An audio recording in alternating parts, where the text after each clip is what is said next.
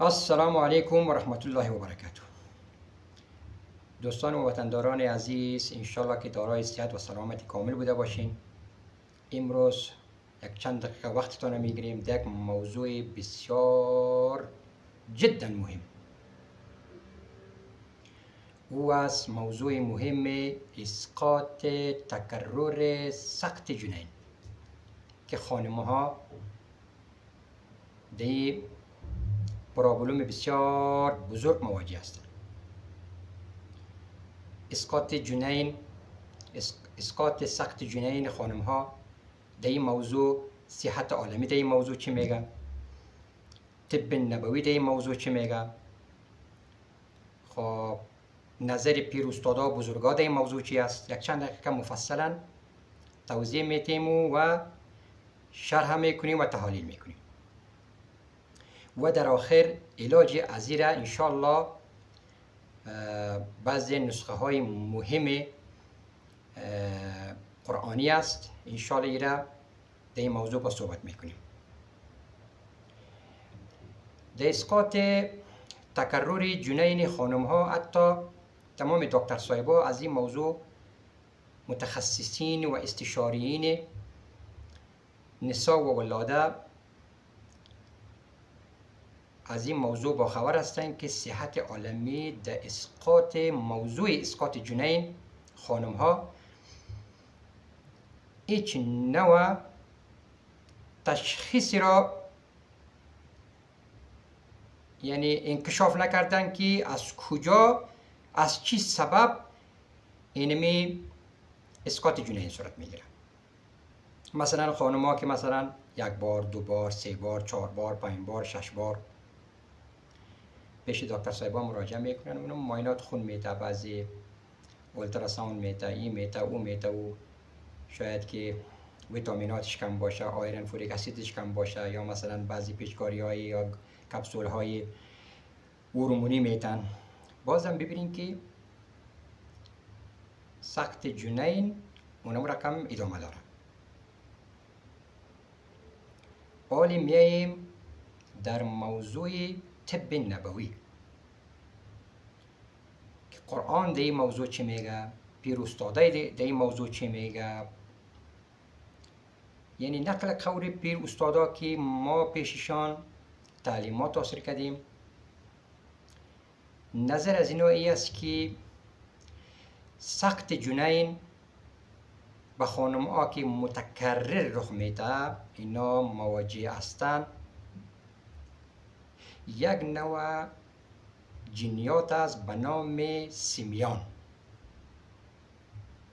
ایره عرب ها به نام المس میگن.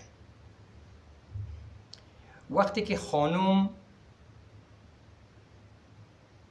حمل میگیره، دم ظرف 3 هفته 4 هفته اینه میرسه کمر از ایره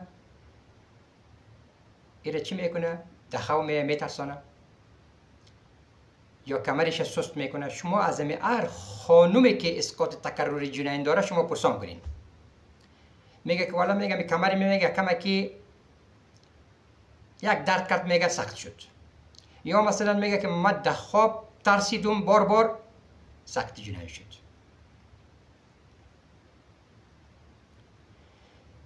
اینجا معلوم میشه که این یک نوع المس، یک نوع شیطانی است. صرف از خاطر اینمی اسقاط تکرر جنین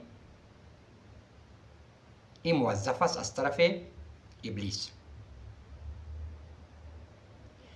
آلی المس و یا سیمیان یک قسم نیست، چندین قسماش است که در اینجا ما از خاطر تشریحش وقت ضایع نمیکنیم.